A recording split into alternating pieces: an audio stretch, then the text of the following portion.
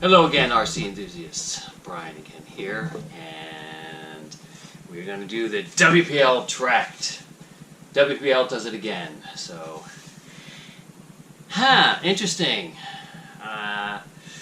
Couldn't leave enough alone, so as you can see from the videos, I actually painted it, and it was a fun little model to paint. Actually, it came apart pretty easily, and as it shows you in there, one of the things is that you snap a lot of pieces into it. So I had to be patient and wait for all my paint to dry and the little caps that go on the wheels and things like that.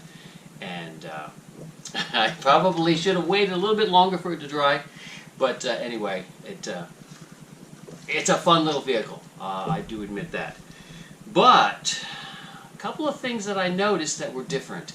If you notice the track the way it is now, and you notice the picture, see where the track is?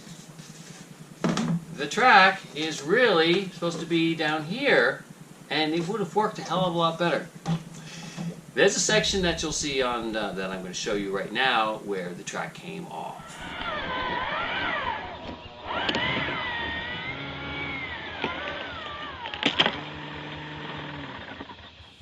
And really, to delegate this as anything really in outdoors just doesn't work. So long as you have no twigs, no grasses, no, blah blah blah, and especially rocks. As you can imagine, I don't know if you can see that in the front, rocks took a little bit of my paint off. Not the end of the world. So, is it worth it? I think for a fun vehicle, it's perfect for sitting on my shelf, just like a few of these other ones. But it will work. Actually, it was actually fairly fun inside. The track is, it's rubber, but it's a hard rubber. And the suspension is way too stiff. Now, of course, interestingly enough, when I did some of my other tracked vehicles with a small 1/30th scale, they worked actually quite well over rocks and things, where this thing just sits there and doesn't do anything. Kind of a weird thing is as soon as you turn the steering, even if it's a little bit, one track will completely stop.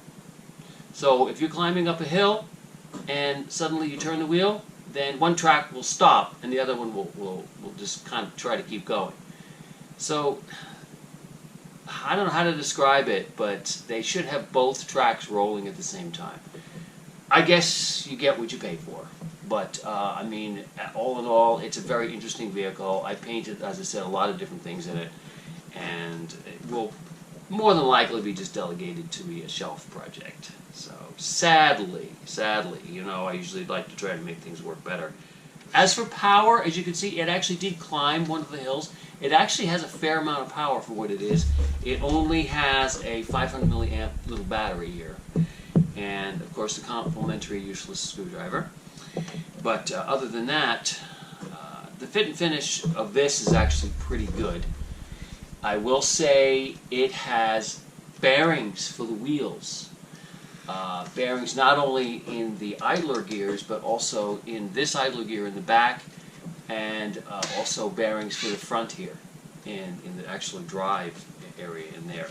Okay. Oh, I did add weight, definitely, to it. I added more weight in the back and more weight in the front, and I think that did help its climbing ability. But you can only climb straight. You can't turn, which is sad. Okay, so you got to aim it and go, and full throttle up a hill. My next project, I have two more. Actually, I have three more projects that I'm going to be doing. I just picked up the Bronco, and again, it's got springy shocks. I don't even call them shocks. I'm going to call them springs. So I've immediately got some oil shocks that will work a lot better. You have an awesome weekend, and keep the rubber side down. Take care.